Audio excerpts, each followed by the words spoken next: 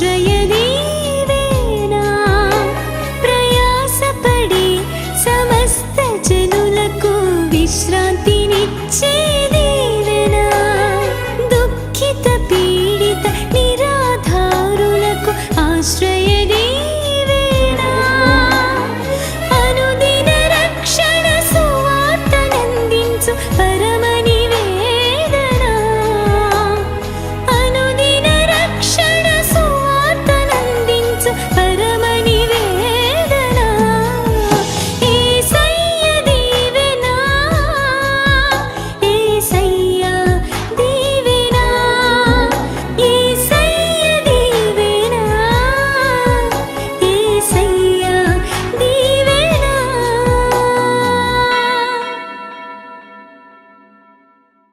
దేవునికి స్తోత్రం. హల్లెలూయా.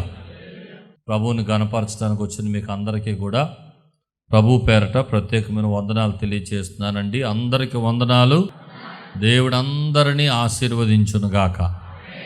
ఆరాధనలో కూడా ప్రభువే మనతో మాట్లాడి మనందరినీ బలపరచునుగాక. మరి శ్రద్ధగా దేవుని యొక్క మాటలు మనం విందాం. మత్తయి సువార్త 25వ అధ్యాయము 1 నుండి 13 వచనాలు మనందరికీ బాగా తెలిసిన పాఠ్యభాగం. ఈ వాక్యాన్ని మనం ధ్యానం చేద్దాం.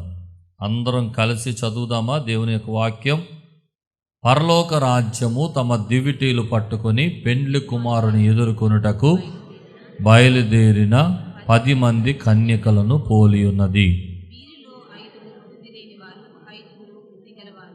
బుద్ధి లేని వారు తమతో కూడా నూనె తీసుకుని పోలేదు. బుద్ధి గలవాడు తమ దివిటీలతో కూడా శుద్ధులలో నూనె తీసుకుని పోయేది.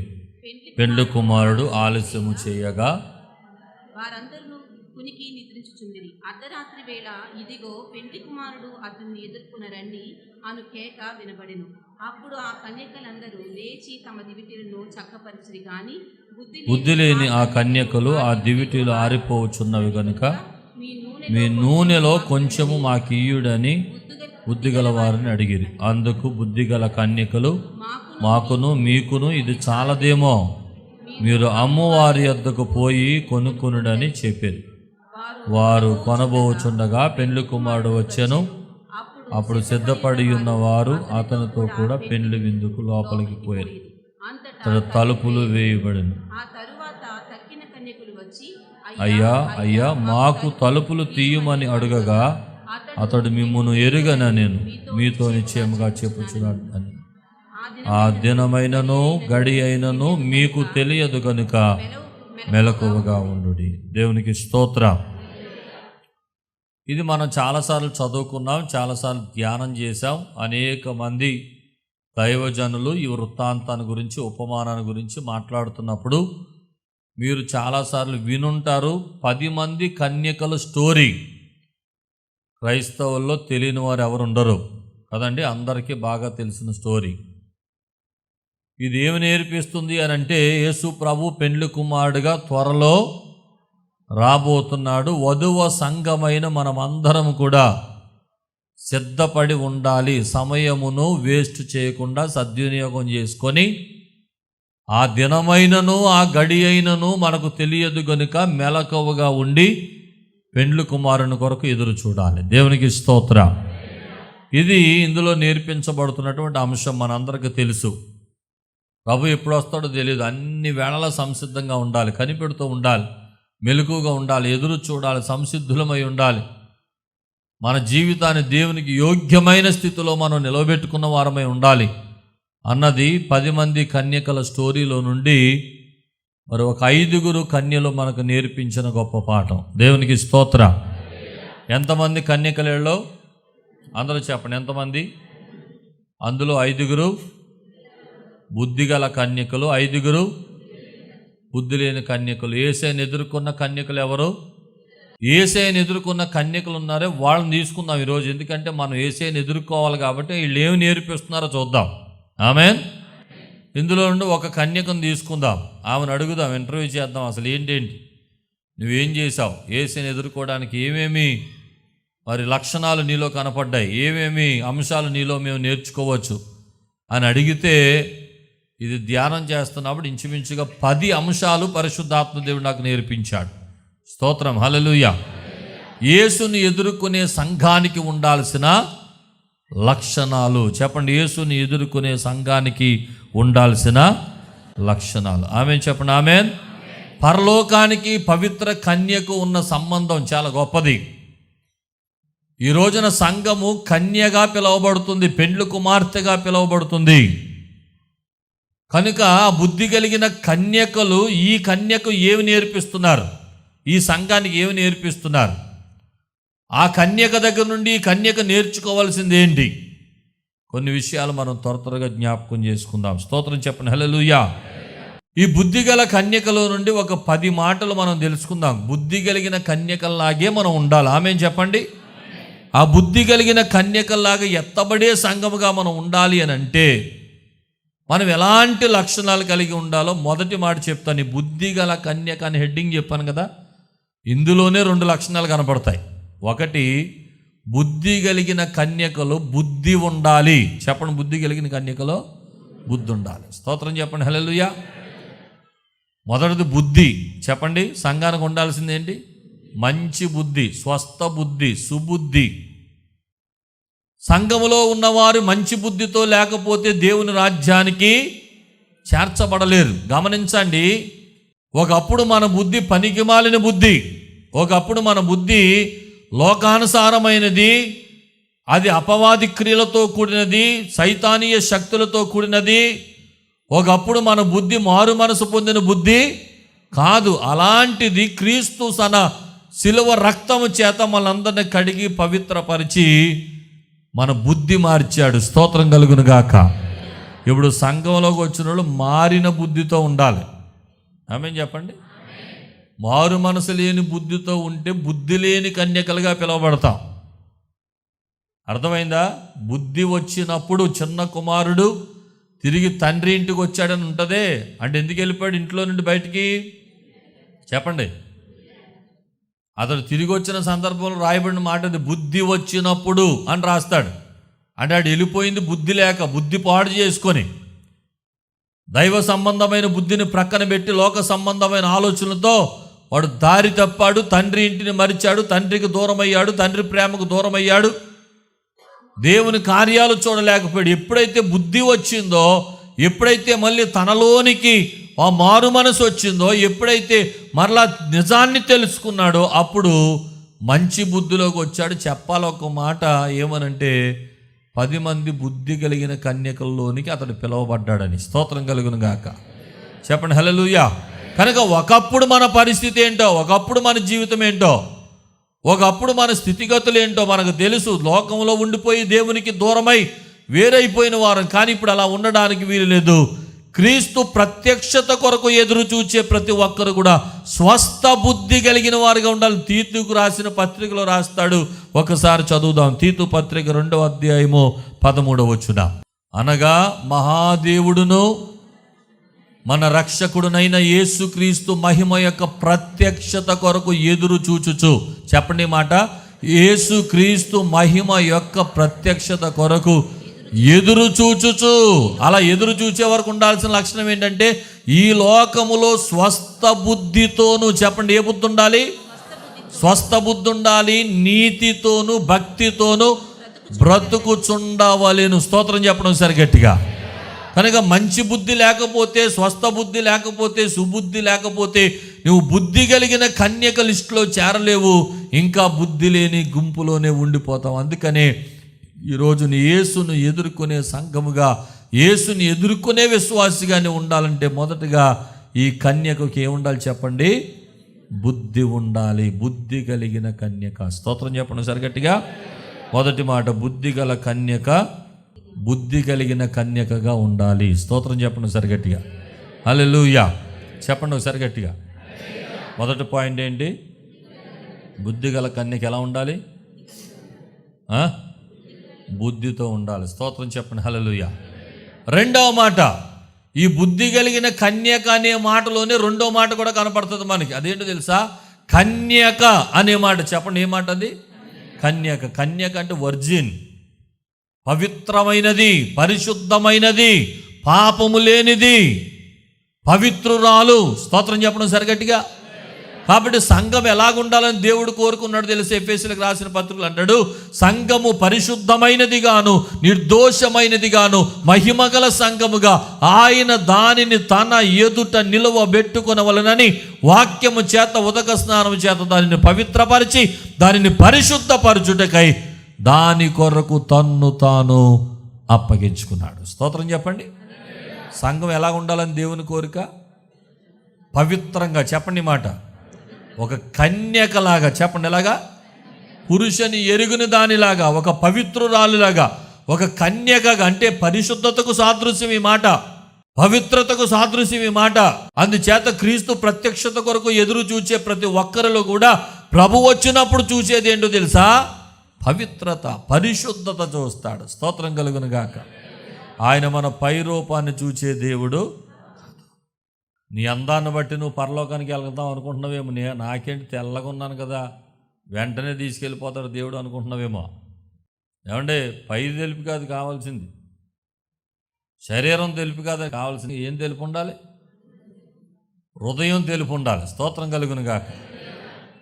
అందవికారంగా ఉన్నవాళ్ళు ఎవరన్నా మిమ్మల్ని చూసి మీరు బాధపడుతుంటే బాధపడకండి. ఎందుకో తెలుసా?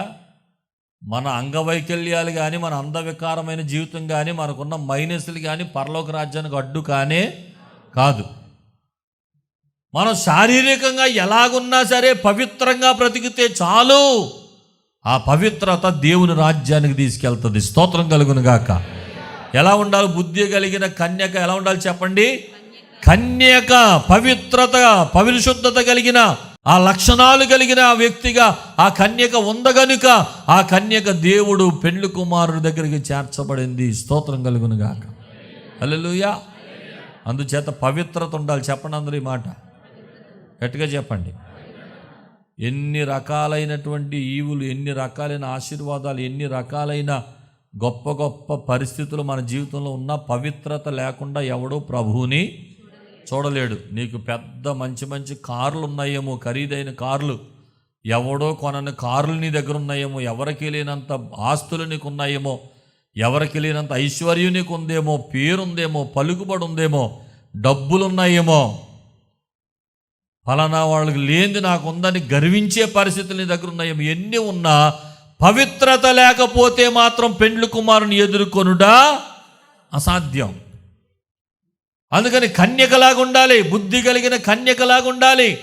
ఆ పవిత్రతకు ఎప్పుడు కూడా ప్రథమ స్థానం ఇవ్వాలి మన జీవితంలో.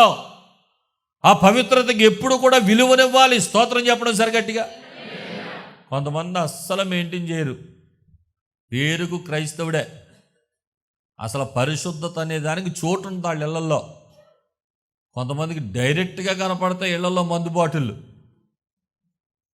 డైరెక్ట్గా పెడతారు. కొంతమంది తాగేసి వెంటనే సగం బాటిల్ మళ్ళీ అక్కడే అరలోనే కనపడతాయి. పాస్టర్ గారు వెళ్ళినా భయం ఉండదు కొంతమంది. ఏమండి, పాపం చేయడానికి భయం ఉండదు. అవిధేయతగా దేవునికి వ్యతిరేకంగా బ్రతుకుతున్నటువంటి ఆ జీవితాలకు చాలామందికి భయం ఉండదు. ఇక్కడ మనల్ని ఎవరు అడగరండి, ఇక్కడ ఎవరు అడగరు మనల్ని. ఇక్కడ ఎవరికి లెక్క చెప్పాల్సిన అవసరం కూడా మనకి లేదు. మన ఇష్టం, మనం తాగుతాం, మనం బూతులాడతాం, మనం మాట్లాడతాం. నా లైఫ్, నా జీవితం ఆడికేంటి అనుకుంటే ఏదైనా చేసేయచ్చు, మనం ఉండాలన్నట్టు బ్రతికేయచ్చు. కానీ పెండ్లి కుమారుని ప్రత్యక్షతలో ఉండాలనుకున్నట్టు ఉండటానికి వీలు లేదు. నిన్ను పవిత్రపరచడానికే తన ప్రాణం పెట్టాడు ఆయన. నిన్ను పరిశుద్ధపరచడానికే తన పవిత్రమైన రక్తాన్ని చిందించాడు. దానికి ఇష్టమైన బిడ్డగా ఒక కన్యకగా చేసుకోవడానికి ఆయన గొప్ప త్యాగాన్ని చేశాడు, యాగాన్ని చేశాడు, గొప్ప కార్యాలు చేశాడు. ఆమేన్. అందుచేత ఎలా పడితే అలా బ్రతకడానికి కన్యకగానే, పవిత్రంగానే, పరిశుద్ధంగానే జీవించాలని పరిశుద్ధాత్మ దేవుడు మాట్లాడుతున్నాడు. స్తోత్రం కలుగును గాక. 2 కొరింథీయులకు రాసిన పత్రిక 11వ అధ్యాయం 2వ వచనం చదివితే ఒక మాట కనబడుతుంది. దేవాశక్తితో మీ ఎడల ఆసక్తి కలిగి ఉన్నాను, ఎందుకనగా పవిత్రురాలైన కన్యనుగా ఒక్కడే పురుషునికి అనగా క్రీస్తుకు సమర్పించవలెనని మిమ్మును ప్రధానము చేసి తిని. స్తోత్రం కలుగును గాక. ఒక పవిత్రమైన కన్యకగా క్రీస్తుకు మనం ప్రదానం చేయబడ్డాం కనుక క్రీస్తు వచ్చే వరకు మన పవిత్రతను మనము కాపాడుకోవాలి. ఆమేన్ చెప్పండి. హల్లెలూయా.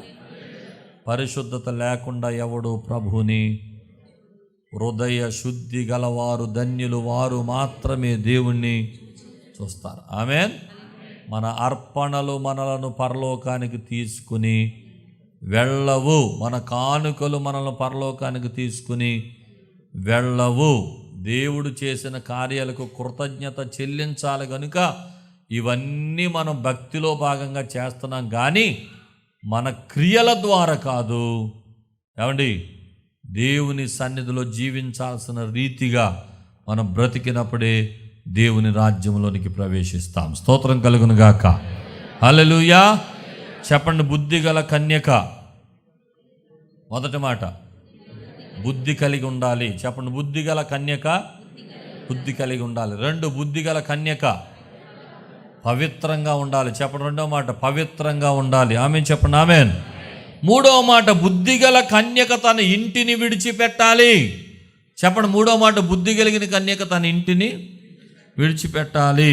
ఖచ్చితంగా వీళ్ళందరూ కూడా క్రీస్తు రాకడని ఎదుర్కోవడానికి అందరినీ విడిచిపెట్టి వచ్చేసారు. ఆమేన్ చెప్పండి. స్తోత్రం చెప్పండి. ఆత్మీయాత్రలో ప్రయాణం చేసి అక్కడ నుండి ఇక్కడికి వచ్చేసాను. నేను చెప్పే మాట ఏంటంటే, ఇంటిని విడిచిపెట్టడం అనే మాటకి అర్థం ఏంటంటే, క్రీస్తుని ఎదుర్కోవడానికి నీకు ఎవరైతే అడ్డులుగా ఆటంకాలుగా ఉన్నారో అవన్నీ కూడా విడిచిపెట్టేసి రావాలి ముందు. ఆమేన్ చెప్పండి. ఒకవేళ తల్లిదండ్రులు నీకు అడ్డు అయితే వదిలేయి. దేవుని రాజ్యానికి వెళ్ళటానికి ఎవరు అడ్డైతే వాళ్ళని వదిలిపెట్టరా. ఎవరు ఆటంకంగా ఉండకూడదు. ఆమేన్ చెప్పండి. ప్రతి క్రైస్తవుడు గుర్తుపెట్టుకోవాల్సింది మన మొదటి మాట దేవుని రాజ్యమే. ప్రభువు చెప్పాడు, నా నీతిని రాజ్యాన్ని వెతకండి, అప్పుడు అవన్నీ మీకు అనుగ్రహిస్తాను. మొదట నీతిని రాజ్యాన్ని వెతకండి. ఆయన రాజ్యం కొరకు వెతికేవారుగా ఉండాలి. ఆయన రాకడలో ఎత్తబడి గుంపుగా జీవించడానికి సంసిద్ధులమై ఉండాలి. ఈ విషయంలో ఎవరడ్డొచ్చినా అందరిని విడిచిపెట్టాలి. దేవుని కొరకు అందరినీ విడిచిపెట్టాలి. అందరినీ మనం ప్రక్కన పెట్టేయాలి. సమస్తమును త్యాగం చేయాలి ప్రభు నిమిత్తం. అందరినీ కూడా విడిచిపెట్టే వారంగా ఉండాలి. స్తోత్రం చెప్పడం సరిగట్టిగా. హల్లెలూయా, హల్లెలూయా. అడ్డుగా ఉన్న ప్రతి పరిస్థితిని దాటుకుంటూ రావాలి. ఆటంకంగా ఉన్న ప్రతి వ్యక్తిని దాటేసి వచ్చేయాలి. నిన్ను ఎట్టి పరిస్థితుల్లో దేవుని రాజ్యానికి దూరం చేయకూడదు. నువ్వు సమర్పించుకొని విడిచిపెట్టేసిరా. కీర్తనకారుడు చెప్తాడు 45వ కీర్తన 10వ వచనంలో, కుమారి ఆలకించుము, ఆలోచించి చెవియొగ్గుము, నీ స్వజనమును నీ తండ్రి ఇంటిని మరువుము. మర్చిపో. ఓ కుమారి, ఓ కన్యక, ఓ సంగమా, ఓ దేవుని బిడ్డ, దేవుని రాకడ కొరకు ఎదురు చూస్తున్నటువంటి ఓ విశ్వాసి, అందరిని ప్రక్కన పెట్టి నీ రాజు వస్తున్నాడు. నీ రాజు కొరకు వేగిరంగా రా, సిద్ధపడు. అందరిని విడిచిపెట్టి దేవుని రాకడ కొరకు సిద్ధపడాలి. స్తోత్రం కలుగును గాక. చెప్పండి హల్లెలూయా. విడిచిపెట్టమంటే దాని అర్థం ఏంటనంటే, అడ్డుగా ఉన్న ఆటంకాలన్నీ తొలగించుకొని ప్రభు దగ్గరకు రావాలి అని. ఆమేన్ చెప్పండి. తల్లిదండ్రులను చూడొద్దని కాదు, భార్యను వదిలేయమని కాదు, విడాకులు ఇచ్చేయమని కాదు, పిల్లలను పట్టించుకోవద్దని కాదు, అది కాదు దాని అర్థం. దేవుని రాజ్యానికి నీకు ఏది అడ్డుగా ఉండకూడదు. వాటన్నిటిని అధిగమించి దేవుని కొరకు ప్రయాసపడాలి. స్తోత్రం కలుగును గాక. స్తోత్రం చెప్పండి హల్లెలూయా. ఇక 4వ మాట, 3 మాటలు చెప్పండి. బుద్ధి కలిగిన కన్యక బుద్ధి కలిగి ఉండాలి. 2 బుద్ధి గల కన్యక పవిత్రురాలై ఉండాలి. 3 బుద్ధి కలిగిన కన్యక ఇంటిని విడిచిపెట్టాలి. 4 బుద్ధి గల కన్యక చేతిలో దివిటి ఉండాలి. చెప్పండి, చేతిలో దివిటి ఉండాలి. దివిటి, దీపము, వెలుగు దేనికి గుర్తో తెలుసా? 119వ కీర్తన 105వ వచనములో దావీదు చెప్తాడు, నీ వాక్యము నా పాదములకు దీపమును నా త్రోవకు. అది ప్రతి కన్యక, ప్రతి సంఘ విశ్వాసి, ప్రతి దేవుని బిడ్డ వాక్యమును కలిగిన వారిగా ఉండాలి. స్తోత్రం చెప్పండి. ఏమంటే వాక్యం కలిగి వాక్యానుసారంగా జీవించకుండా, వాక్యముతో నడవకుండా ఉండే వ్యక్తులను దేవుడు తన రాజ్యంలోనికి తీసుకువెళ్ళడం. వాక్యమే ప్రధానమైంది క్రైస్తవునికి. వాక్యము ద్వారా మనం బ్రతుకుతాం. నీ వాక్యమే నన్ను బ్రతికించాను, నా బాధలో నాకు నెమ్మదినిచ్చింది. వాక్యం లేకపోతే జీవించలేవు, వాక్యం లేకపోతే బ్రతకలేవు, వాక్యం లేకపోతే దైవశక్తిని చూడలేవు. అందుకని వాక్యమే ప్రధానమైంది, వాక్యమే ప్రాముఖ్యమైంది. వాక్యానికి ఎంత విలువనిస్తున్నావు సోదరి సోదరుడా? నీ దినచర్యలో దేవుని వాక్యముతో గడిపే సమయం ఎంత? ఉదయం లేచిన దగ్గర నుండి పడుకునే వరకు ఎంతసేపు దేవుని వాక్యాన్ని చదువుతున్నావు? బైబిల్ ఎప్పుడు చేతిలో ఉంటుందండి. బైబిల్ చేతిలో ఉంటాం కాదండి. ఎక్కడ ఉండాలి సార్? గుండెల్లోకి వెళ్ళిపోవాలి సార్. స్తోత్రం కలుగును గాక. వాక్యం హృదయంలో ఉండాలి, వాక్యం మదిలో ఉండాలి. దేవుని వాక్యం లోపలుంటేనే పనిచేస్తుంది. చేతిలో బైబిల్ పట్టుకున్నానన్నది నీకేం ఉపయోగం కాదు. వాక్యం ఎప్పుడైతే లోపలికి వెళ్ళిందో క్రియారూపకం దలుస్తుంది, మన జీవితాన్ని మారుస్తుంది, మన పరిస్థితులు మారుస్తుంది. వాక్యానికి కొన్ని లక్షణాలు ఉన్నాయి. ఇర్మియా గ్రంథకర్త అంటాడు, నీ వాక్యం అగ్ని వంటిది కాదా అన్నాడు. అగ్ని ఏం చేస్తుంది? పనికిరాని చెత్త చెదారం అంతా కాలిపోవాలంటే వాక్యము ద్వారా మాత్రమే సాధ్యం. పనికి మాలిన పాపాలు ఎన్ని మాటలు చెప్పినా విడిచిపెట్టలేడు, కానీ దేవుని వాక్యం గుండెల్లోకి వెళ్ళిందంటే ఆ పనికిరానంతా కాలిపోతుంది. హల్లెలూయా. వాక్యము చాకలవాని సబ్బు లాంటిది అన్నాడు. సబ్బు ఏం చేస్తుంది? కడిగేస్తుందండి. కడిగేయాలి, శుభ్రం అయిపోవాలి, స్నానం చేయాలి. అదే మాట ఎఫెసీ పత్రికలో అన్నాడు, ఉదక స్నానం అన్నాడు. ఏకంగా చెప్పండి ఎలాగా? వాక్యముతో ఉదక స్నానం. బండలను పగలగొట్టు సుత్తి లాంటిది దేవుని వాక్యం. కఠిన హృదయాలు వాక్యములో మాత్రమే కరిగిపోతాయి, కరగాలి. ఈ ప్రక్రియ అంతా ఒక విశ్వాస జీవితంలో కేవలము దేవుని వాక్యం ద్వారా మాత్రమే సాధ్యం. అలాంటిది వాక్యాన్ని ప్రక్కన పెడితే నువ్వు శుభ్రంగా ఉండలేవు. పెళ్లి కూతురు పెళ్లి కొడుకుని చూసినప్పుడు శుభ్రంగా ఉంటేనే పెళ్లి చేసుకుంటాడు, లేకపోతే చేసుకోడు. చాలాసార్లు చెప్తూ ఉంటాను, ఇక్కడ పెళ్లి జరుగుతుంది అనుకోండి, పెళ్లి కొడుకు లేచి నిలబడ్డాడు అనుకోండి, అందరూ లేచి నిలబడినప్పుడు పెళ్లి కూతురుని వేలేసి తెల్లగా తయారు చేసి తెల్లగా తీసుకొస్తూ ఉంటే అటు ఆర్కెస్ట్రా వాళ్ళ వైపు చూస్తూ ఉంటాడు, అటు వాళ్ళ అమ్మని నాన్నగారిని అలా చూస్తూ ఉంటాడు. అలా చూసి చూసి చూసి అలా ముందుకో లుక్ వేసి పెళ్లి కూతురుని చూసి మళ్ళీ పక్క తిరిగిపోతాడు. అతను కంగారు ఏంటో తెలుసా?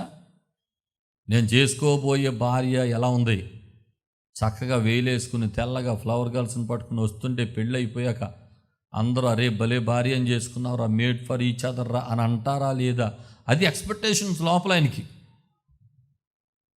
అలా కాకుండా పెళ్లి కూతురు వారం రోజుల నుండి స్నానం చేయలేదు, ఒక పాత చీర కట్టుకుని నడుచుకుంటూ వచ్చేస్తుంది. మీరు చెప్పండి, పెళ్లి కూతురు పెళ్లి కొడుకు పెళ్లి చేసుకుంటాడా? 50 సంవత్సరాల తాత్కాలికమైన జీవితం కోసం కాపురం చేసేటువంటి ఈ పెళ్లి కొడుకే పెళ్లి కూతురు మురికిగా ఉందని వద్దనంటే యుగ యుగాలు ఆయన ప్రక్కన కూర్చోబెట్టుకోవాలనుకుంటున్న పరమ పెండ్లి కుమారుడు నువ్వు పవిత్రంగా లేకపోతే ఆయన ఎందుకు చేసుకుంటాడు? ఒక 50 సంవత్సరాలుడే తీసి పక్కన పడేస్తున్నాడు కదా, నాకు పెళ్ళే వద్దా అంటున్నాడు కదా. మరి యుగ యుగాలు కూర్చోవాలి కదా ఆయన ప్రక్కన. అలాంటిది నువ్వు మురికిగా ఉంటే, నీలో డాగులుంటే, మచ్చలుంటే, భయంకరమైన పరిస్థితులు ఉంటే ఆ పెళ్లి కొడుకు నిన్ను పెళ్ళి ఎలా చేసుకుంటాడు? అందుకని నిన్ను శుభ్రపరచడానికి ఇవ్వబడినది చెప్పండి, ఈ వాక్యము నా పాదములకు. ఇదే దివిటి, ఇదే దివిటి. కన్యక చేతులు ఏముండాలి చెప్పండి? దివిటి ఉండాలి. సంఘం చేతులు ఏముండాలి చెప్పండి? వాక్యం ఉండాలి చెప్పండి. విశ్వాసి నోట్లో ఏముండాలి చెప్పండి? విశ్వాసి హృదయంలో ఏముండాలి చెప్పండి? విశ్వాసి మదిలో ఏముండాలి చెప్పండి?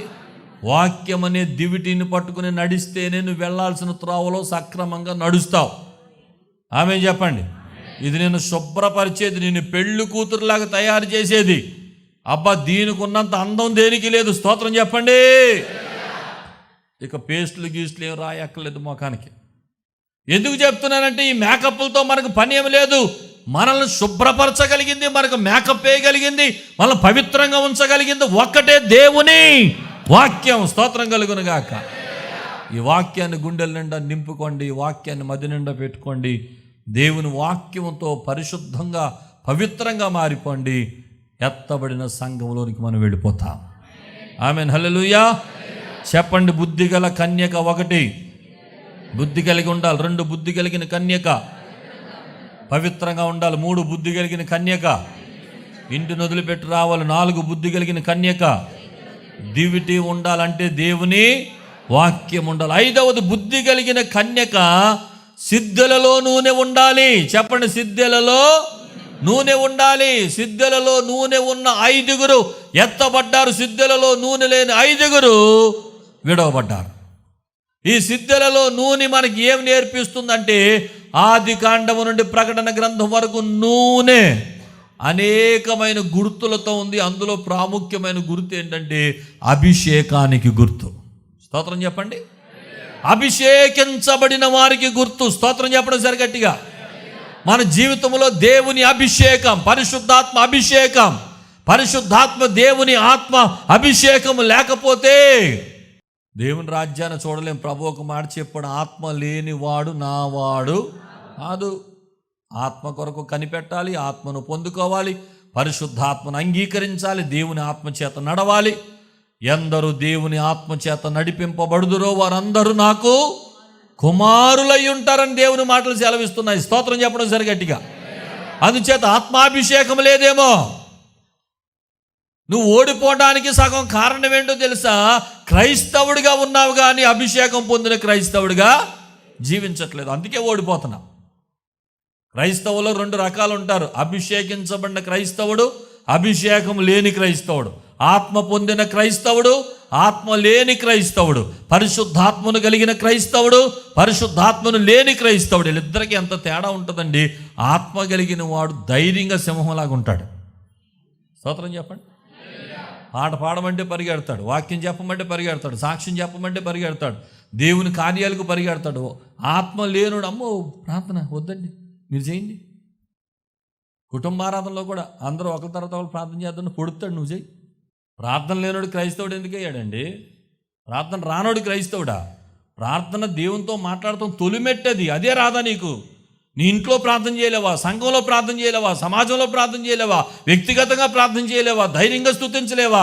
ధైర్యంగా ఆరాధన చేయలేవా? ఎందుకు ఇదంతా జరుగుతుందో తెలుసా? పరిశుద్ధాత్మ లేనంత వరకు పేతురు కూడా పిరికివాడే. నువ్వు యేసుప్రభు శిష్యులో ఒకడవే కదా అని అడిగితే, అమ్మో యేసుప్రభు ఎవరో నాకు తెలియదు అన్నాడు. ఆత్మాభిషేకముతో నింపబడిన తర్వాత మొట్టమొదటి ధైర్యంగా చేసిన ప్రసంగానికి 3000 మంది రక్షించబడ్డారు. స్తోత్రం చెప్పండి, హల్లెలూయా. అందుకని ఆత్మాభిషేకం పొందిన క్రైస్తవుడిగా ఉంటే ధైర్యంగా సాక్ష్యం ఇవ్వగలుగుతావు, ధైర్యంగా దేవుని కార్యాలు చేయగలుగుతావు, ప్రభు కొరకు నిలబడగలుగుతావు, ప్రభు కొరకు పని చేయగలుగుతావు, ప్రభు కొరకు పాడగలుగుతావు, ఆరాధించగలుగుతావు, ప్రభు కార్యాలను బలంగా చేయగలుగుతావు. స్తోత్రం కలుగును గాక. ఇంకా ఎవరైనా వెనకుంటున్నారేమో, ముందు మందిరంలోకి వచ్చి మోకాళ్ళ మీద పడి, ప్రభువా నీ ఆత్మాభిషేకముతో నన్ను నింపండి అని అడగండి. సంఘంలో ఎంతమంది ఉంటారా? కొంతమందే పనికొచ్చేవాళ్ళు కనపడతారు. మందిరంలో ఎంతమంది నువ్వు మందిరానికి ఉపయోగకరంగా ఉన్నావు అంటే చాలా లెక్క పెట్టే చేతుల్లో సంఖ్యలో ఉంటారు. మిగతా వాళ్ళందరూ ఏంటంటే చిన్నప్పటి నుండి క్రైస్తవులం, గుడికి వెళ్ళామా లేదా, పాస్టర్ గారు కనపడ్డామా లేదా, అటెండ్ చేయించుకున్నామా లేదా, అంతే. ఉపయోగపడరు మందిరానికి, దేవునికి ఉపయోగపడరు, దైవ కార్యాలకు ఉపయోగపడరు, ఒక పాట పాడరు, ఒక ఆరాధన చేయరు. ఎన్ని అనౌన్స్మెంట్లు చేసి నువ్వు రా, ప్రభువు కొరకు పనులు ఉన్నాయి చేద్దాం రా అన్న, అమ్మో నాకెందుకు బాబు, పిరుగుతాను. దేవుని ఆత్మాభిషేకాన్ని పొందండి, దేవుని కొరకు బలమైన సాధనాలుగా జీవించండి. ఆమేన్, హల్లెలూయా. అంత మాత్రమే కదా, ఆత్మాభిషేకం పొందినవాడు అద్భుతాలకు సూచనలకు నిలయంగా ఉంటాడు. నువ్వు దేవుని ఆత్మాభిషేకం పొందితే నువ్వు చెయ్యి పెట్టిన వ్యక్తి స్వస్థత పొందుతాడు. నువ్వు అడుగు పెట్టిన స్థలములో ఆశ్చర్య కార్యాలు జరుగుతాయి. నువ్వు దేవుని ఆత్మాభిషేకం పొందితే నువ్వు అన్యజనుల ఎదుట వెలుగుగా బ్రతుకుతావు. స్తోత్రం చెప్పండి, హల్లెలూయా. మరి సిద్ధులలో నూనె ఉందా? అభిషేకం ఉందా? దేవుని ఆత్మకార్యాలు జరుగుతున్నాయా నీలో? మనకి ఈరోజు ఆలోచించి, అందరి చేతులు దివిటీలు ఉంటున్నాయి, చాలామంది జీవితాలు ఆత్మాభిషేకం ఉండట్లేదు. బైబిల్ అందరూ పట్టుకుంటున్నారు. సిద్ధులలో నూనె ఉండాలి. స్తోత్రం కలుగును గాక. దేవుని రాకడొచ్చే లోపుగా మీరు ప్రార్థించాలి, ప్రభువా నీ ఆత్మాభిషేకముతో నన్ను నింపండి, నన్ను బలపరచండి అయ్యా, నా ఇంటిని బలపరచండి, నా ఇల్లందరూ ఇదిగో చెప్పావు, అంత్య దినములలో మనుషులందరి మీద నా ఆత్మను కృమ్మరిస్తానన్నావు. నా ఇంటిలో అది చూడాలి ప్రభువా, నా ఇంటిలో అది చూడాలి. నా పిల్లలు ప్రవచించాలి, మా యవనస్తులు దర్శనాలు చూడాలి, మా వృద్ధులు కలలు కనాలి. పరిశుద్ధాత్మ శక్తితో మా కుటుంబం అంతా నింపబడాలి ప్రభువా. అలాంటి ఆత్మాభిషేకం దయచేయండి అని ప్రభు సందులో ప్రార్థించండి. స్తోత్రం కలుగును గాక. చెప్పండి హల్లెలూయా. బిగ్గరగా చెప్పండి హల్లెలూయా. మా చిరునామా పాస్టర్ ఎం జ్యోతిరాజు, శాంతినగర్, ఏలూరు 534007, పశ్చిమ గోదావరి జిల్లా, Andhra Pradesh. Our address pastor M Jyothiraju, Shantinagar, Eluru 534007, west Godavari district, Andhra Pradesh. మా ఫోన్ నంబర్లు 8007773333 మరియు 800877774444.